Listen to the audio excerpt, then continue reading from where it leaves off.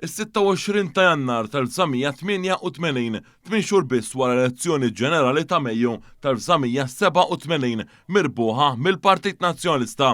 Austin Gatt, dak iż-żmien aġent segretarju ġenerali tal-Partit Nazzjonalista, jikteb lid-direttur tal-artijiet fejn talab lill-Partit Nazzjonalista jingħata art tal-Gvern f'Taxbiex bilan li jibni każin politiku.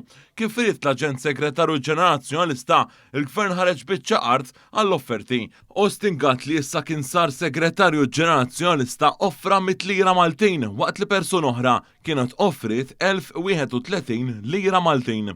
Dan kien ħoloq intop mhux mistenni u bidritt kellha tkun din il-persuna li tingħata l-art. Dan iżda ma ġarax għax it-tender waqa'. Skont ċida fil-qorti minn Adrian Guder ta' kismin direttur tal-artijiet, it-tender twaqqaf fuq intervent tal-Viċi Prim Ministru Guido De Marco. Guder kien xed li De Marco għallu biex joħroġ it-tender mill-ġdid bid-differenza li din id-darba l-art ma setax tintuża għal użu residenzjali, domestiku jew kummerċjali.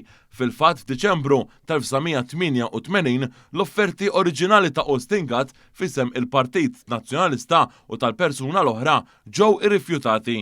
Fix-xhieda tiegħu quddiem il-qorti, Adrian Guder kien qal li kien hemm deċiżjoni biex naqdu partit politiku, deċiżjoni li kienet taqa' taħt ir-responsabilità tal-istess De Marco. F'parti oħra tax-xhieda, Guder kompla jgħid li nikkonferma li d-deċiżjoni li l-art toħroġ għall-offerti mhux għall-użu residenzjali, domestiku jew kummerċjali ma ħadtix jiena, iżda ħadha il-Ministru ta' kien Guido De Marco. Nikkonferma li l-Ministru De Marco kien qal li l-Partit Nazzjonalista kien interessant f'din il-biċċa art. L-offerta fil-fatt reġgħet ħarġet. Għat-tieni tender li awtomatikament eskluda l-persuna li kellha dritt għall-art fl-ewwel offerta, Austin Gatt kien tefa' offerta ta' 200 lira Maltin fisem il-Partit Nazzjonalista.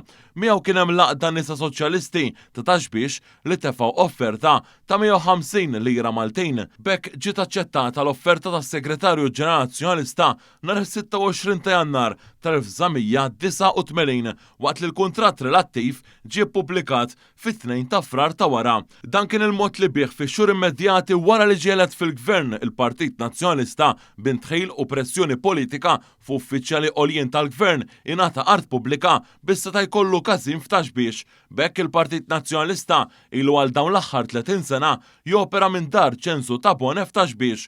Jirriżulta wkoll il-One News li fis-snin design il-Partit Nazzjonalista saħansitra għamel żmien li lanqas iċ-ċens fuq il-post ma kien iħallas, tant li l-Kummissarju tal-Artijiet kien ġibed l-attenzjoni dwar dan diversi drabi.